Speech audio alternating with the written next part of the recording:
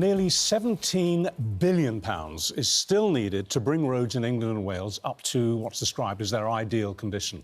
And that's a far cry from the £1.6 billion currently allocated by the government for repairs. That's roughly £15 billion short.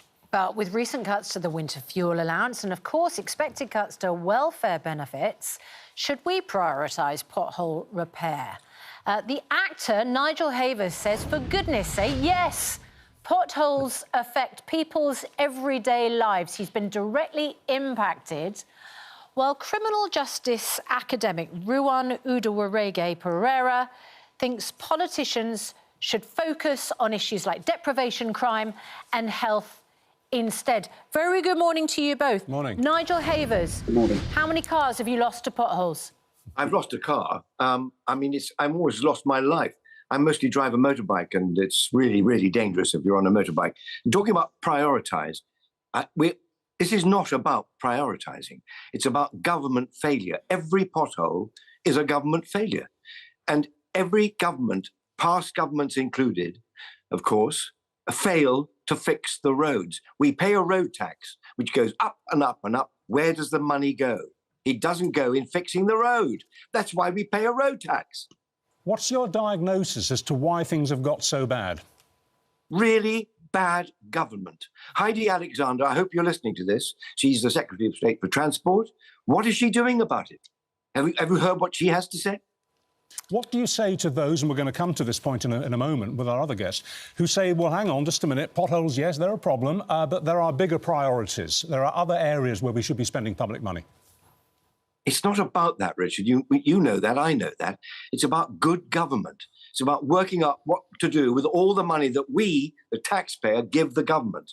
And they waste. And let's look at what they waste, shall we, before we start sort of saying, well, they should prioritise. Let's cut out the waste. Government constantly wastes money. It's time they stopped doing that and actually worked out how to deal with a whole range of issues, which are really important. And you can't say potholes are not, because of course they are. They're really vital. People get killed because of it. People get injured because of it. That only makes more for the national health.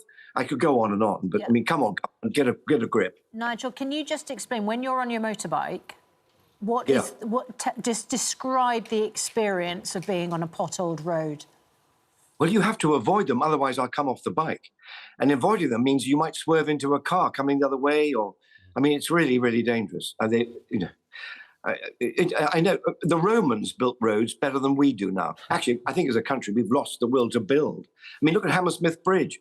You know, it's still closed because the government don't sort it out. What happened to the car that you lost because of potholes? Well, it was an old classic car, and I just broke the back frame just snapped in two.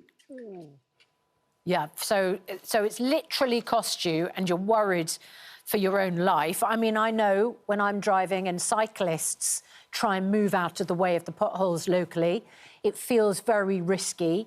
Ruan, you are an expert in policing, in criminology and in justice.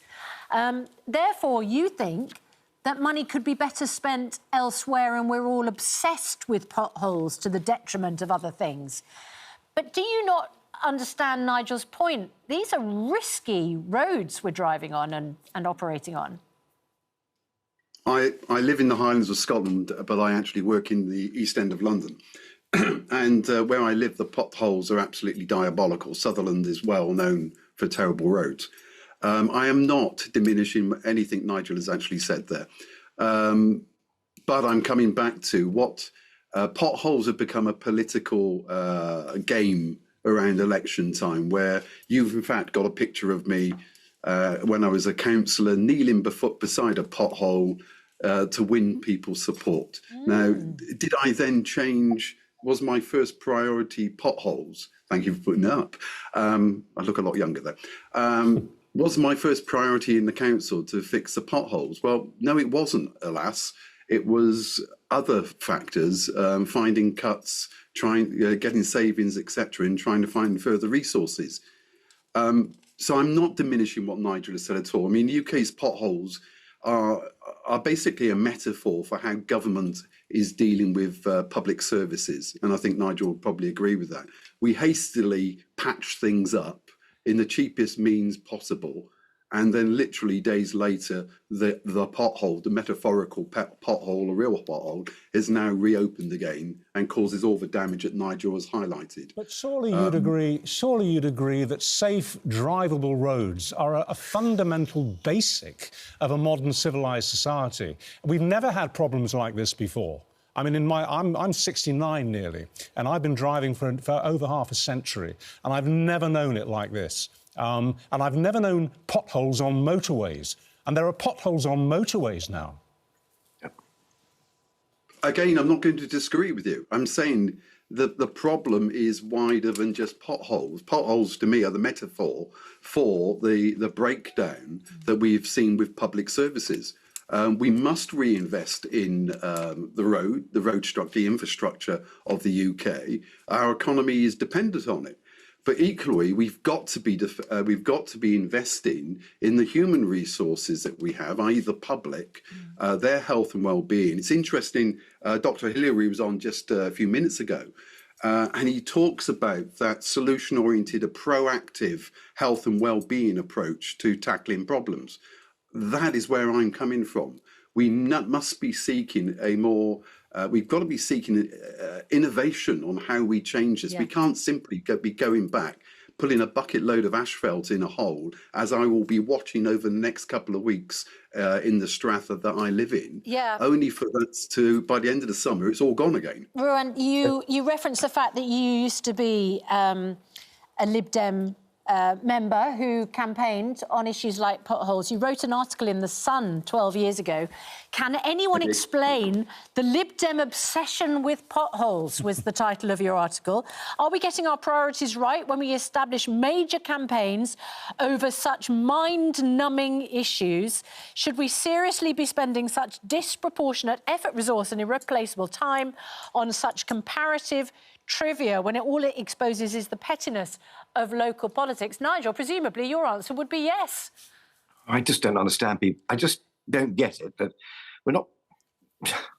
I'm not a politician, but I do know that, you know, if you're going to waste a whole load of money on HS2 or whatever it is, just think about that. Government completely messing that about when they could have been spending the money on fixing the roads. That's just one thing that they wasted huge amount of money on.